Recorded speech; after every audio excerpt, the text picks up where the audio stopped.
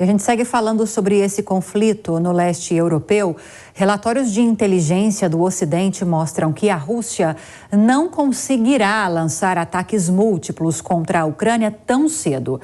Para a gente entender melhor essa informação, Luiz Kawaguchi, chegando ao vivo para comentar para a gente sobre esse assunto. Oi, Kawaguchi, boa noite. Apesar das ofensivas no leste, Moscou pode caminhar para uma postura defensiva, é isso?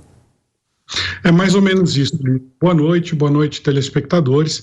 Inclusive, a fala do Luca foi muito bem colocada, que eles falam, a gente viu as imagens ali de Sloviansk, aquelas bombas caíram em prédios evidentemente residenciais.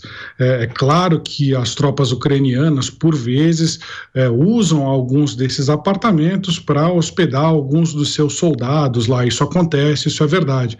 Mas a Rússia também não pode bombardear indiscriminadamente. Eu tive nessa cidade em Sloviansk, ali em dezembro do ano passado, ela tinha praticamente sido poupada dos combates, ela tinha tido danos menores, danos mínimos, mas agora o que a gente vê é uma cidade que está praticamente aí próximo do que a gente chama de zona zero, que é onde os exércitos russos e ucranianos eles se enfrentam. Então, essa é uma cidade muito maior que Bakhmut, que a gente estava falando, e não vai ser fácil para os russos conseguirem tomá-la. Bombardear é uma coisa, tomar é outra. Por exemplo, Bakhmut, a gente já está vendo ela ser bombardeada desde o meio do ano passado e os russos não conseguem tomar. Hoje eles avançaram mais um pouco, eles também avançaram na região de Avdiivka e em 5 outras regiões, mas todas muito próximas ali onde o Luca relatou, na região de Kramatorsk. Então, é muito diferente da gente falar em ataques em múltiplas frentes.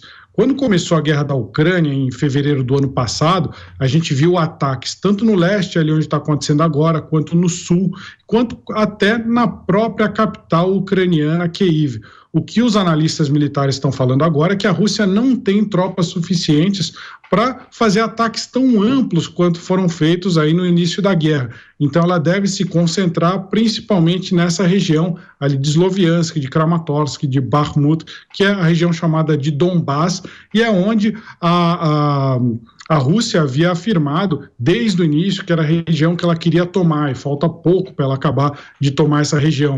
Falta praticamente tomar só o norte de Donetsk. Mas a postura defensiva é que eles estão fazendo trincheiras e fortificações nas regiões que eles já tomaram mais lá para o sul, principalmente na cidade de Zaporíjia e da Crimeia.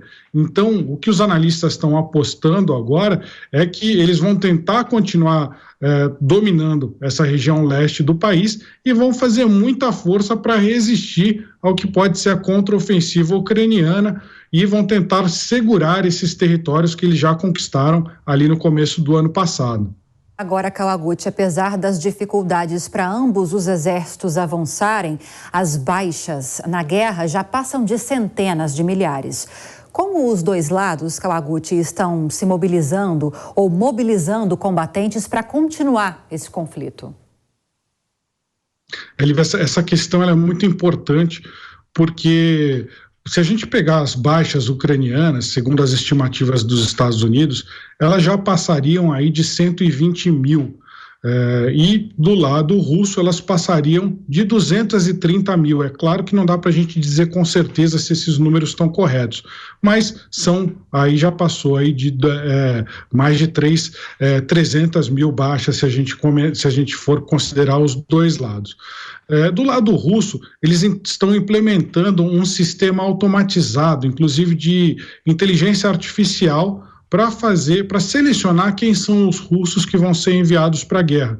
É muito interessante isso, porque eles pegam, por exemplo, minorias étnicas, alguém que não é aquele russo puro, por exemplo, os tajiques, os tchetchenos, os Yakul, eles pegam essa turma que não são tão importantes socialmente ali para os russos e mandam para a linha de frente.